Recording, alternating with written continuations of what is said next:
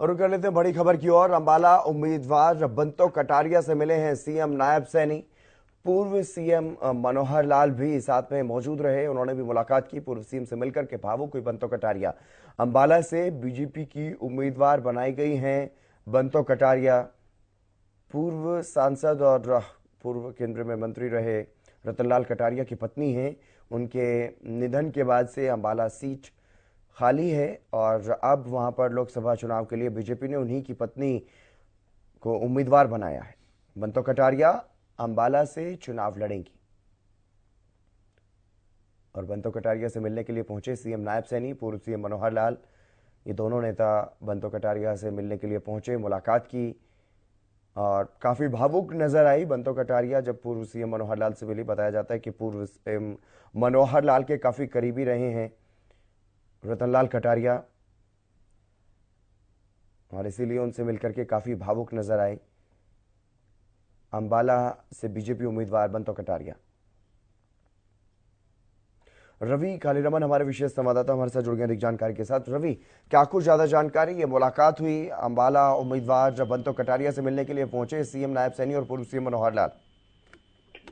बिल्कुल देखिए, अंबाला से बीजेपी की उम्मीदवार बंतो कटारिया से हरियाणा के मुख्यमंत्री नायब सैनी और पूर्व मुख्यमंत्री मनोहर लाल खट्टर ने कल देर रात मुलाकात की। पूर्व मुख्यमंत्री मनोहर लाल से मिलकर भावुक होती हुई दिखाई दी बंतो कटारिया। उनके आंसू जो है वो छलकते हुए दिखाई दिए।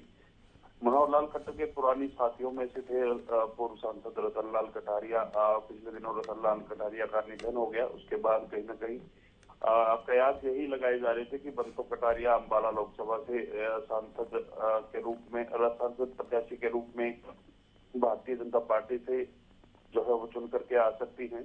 पार्टी की तरफ से उन पर भरोसा एक बार जताया गया है और कहीं न कहीं रतनलाल कटारिया के देहांत के बाद अब बीजेपी की टिकट उनकी धर्मपत्नी बंतो कटारिया को दी है।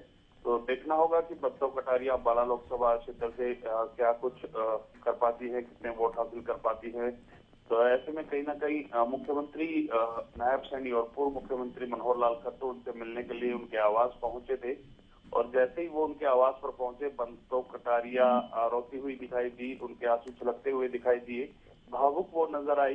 तो कहीं ना कहीं बीजेपी की तरफ से उनको एक उम्मीदवार के तौर पर अंबाला लोकसभा क्षेत्र से उतारा गया है। अब बंतो कटारिया किस प्रकार से कमाल कर पाती है ये चुनाव में देखना होगा। लेकिन जिस प्रकार से रतनलाल कटारिया के अच्छे रिश्ते मुख्यमंत्री मनोहर लाल के साथ थे और कहीं ना कहीं प्रधानमंत्री नरेंद्र मोदी के साथ भी उनके अच्छे संबंध जो हैं वो बताए जा रहे थे और जिसके चलते उनको ये बड़ा तोहफे के रूप में उनको टिकट दी गई है। अब बंतो कटारिया चुनाव लड़ने वाली हैं बीजेपी से अंबाला सीट से। तो देखना होगा कि इस प्रकार से वो मत जो है जनता के हासिल कर पाती है, कितना कमाल वो कर पाती है, ये देखने वाली बात होगी। उम्मीदवार बनाए जाने पर क्या कुछ प्रतिक्रिया सामने आई बंतो कटारिया की तरफ से?